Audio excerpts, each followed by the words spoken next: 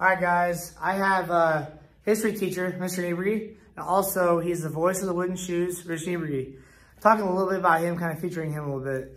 So, Rich, first of all, how long have you been the voice? When did you get started? I've been announcing at the boys' games for 17 years. So I started 17 years ago when Mr. Beck began his term as principal here. That's when I started announcing. Why did you decide, I'll do that? It's actually kind of a goofy story. Greg came in and asked me if I would do the announcing at the ball game, like in a week before the season, and I said, sure, but I kind of said, that's fine, but I was kind of confused as to why he picked me, and he said, well, you did a good job at the baseball game the other night, and you did a good job at baseball this fall. I thought I would see if you want to do basketball. And I said, I didn't do the baseball games. And as it turns out, that was Dick Habecourse. Dick Habecourse was announcing the boys' baseball games that fall. And Greg liked the way it sounded, and for some reason, someone must have told him, I don't know, he heard that was me doing the baseball games, and so he came and asked me if I do basketball, and I said, sure, I'll do basketball. And then later he said, because he liked the way I did baseball. The funny thing is that was Dick Habecourse doing the baseball. So Dick Habecourse should be standing here today. Dick Habecourse is a little bit older now, as far as that. When did you grasp, okay, maybe this is kind of my thing to do?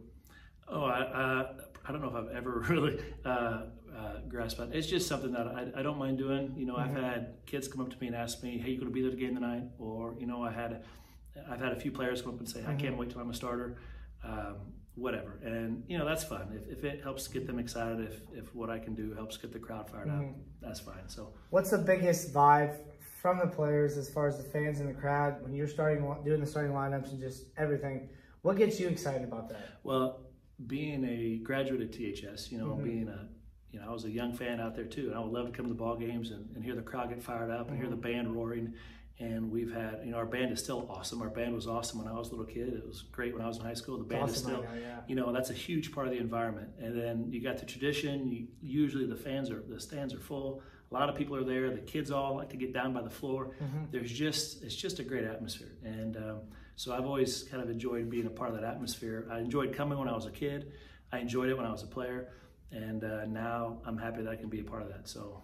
I had a little topic coming to mind today. As far as the homecoming game, you're able to announce the homecoming king and queen. How long have you been doing that?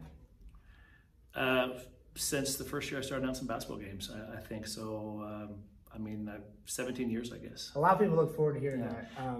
Because when I videoed that this year on my YouTube, Facebook, that's got over 15,000 views. Oh, wow. So, like, people are into that, but they're always, oh, who's announcing that? Oh, that's Rich Niebrugge. So what's that? Talk a little about that. Well, to be honest with you, I think that's probably, they're interested in TTown basketball. They're interested in TTown high school. They're interested in hearing a band, and they're interested in the TTown culture and, you know, the TTown basketball atmosphere. I think I'm probably just a part of that. My guess is that they're clicking on those videos because they want to see TTown homecoming, not because they want to hear me. But it's just neat to be a part of it. It's a neat. I always loved the homecoming game when I was a kid. The atmosphere in our gym has always been awesome, and it still is. And so, like I said earlier, it's just neat to be able to be a part of it. So you graduated in what year? 95. And you went to school at where? I went to Illinois Wesleyan for 2 years, and then I transferred to EIU. Transferred to EIU. Yeah. Did you do anything besides, as far as college-wise? After that, you worked. I played ball at Illinois Wesleyan for 2 years. That's kind of misleading. I sat on the bench for 2 years at Illinois Wesleyan, and then I went to EIU and started. I worked at Illinois Wesleyan at a campus job, but then at EIU I worked for UPS. Really, UPS? Yeah, while I was at EIU, yeah. Okay, so you started here what year? I started here, and this is my ninth. Let me see here. I started here. I graduated in fall of '99. And then I got hired in yoga. I taught in yoga from 2000, 2001 school year. And then I got hired here in the spring of 2001. Kind of going back to the announcing part, what brings you so much energy into this? It's just, I think, you know, I feed off the energy in the crowd as well. And it's just the history of T-Town and the tradition of our sports programs, the tradition of our basketball programs. And, you know, the band always does a good job too. And it's an exciting thing to be a part of, and I think you give that microphone to anybody, they're going to be fired up.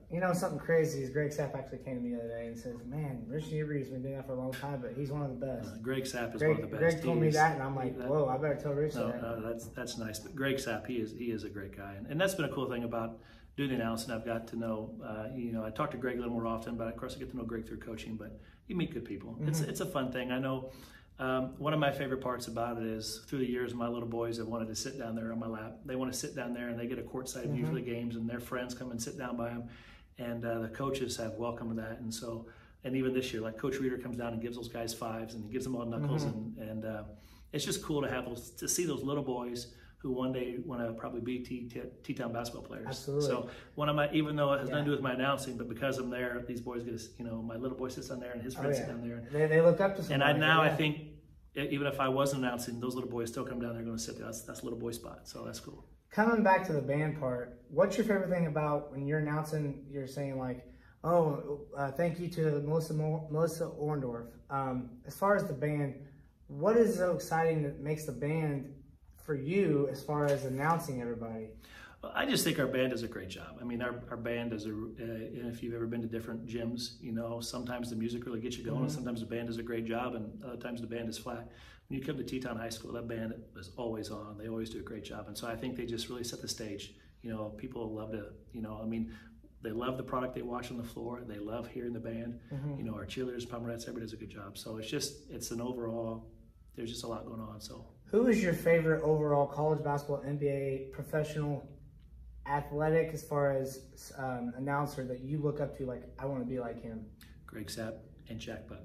No, Greg Sapp, I grew up Cardinal fan, I tell you, Cardinal fan. I grew up listening to Larry Wilson and Greg Sapp and Jack Buck and Mike Shannon. And as a kid, I remember thinking, man, everybody on the radio has just got a golden voice. I mean, Greg Sapp and Larry Wilson were so much fun to listen to, and Mike Shannon and Jack Buck were just so awesome to listen to. And those guys are awesome, and those guys just do a great job. Well, I know you guys know this, but I'm a big Cubs fan.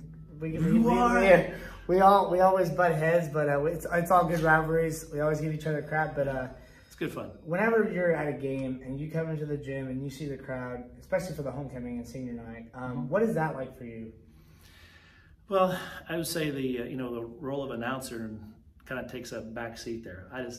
It's still my community, it's still my the high school I graduated from. Still, so I take pride in that. I take pride in just the overall atmosphere that T-Town is. Then I sit down and announce. For me, that kind of takes a bit of a back seat, but it's just a cool tradition to be part of.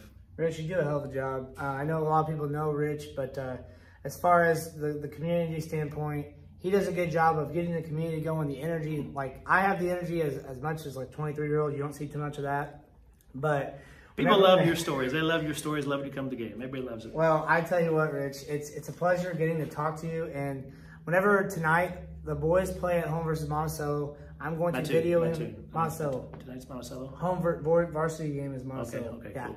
Varsity's home versus Monticello. I'm going to video him doing the end now for doing all of his big words that gets the crowd going.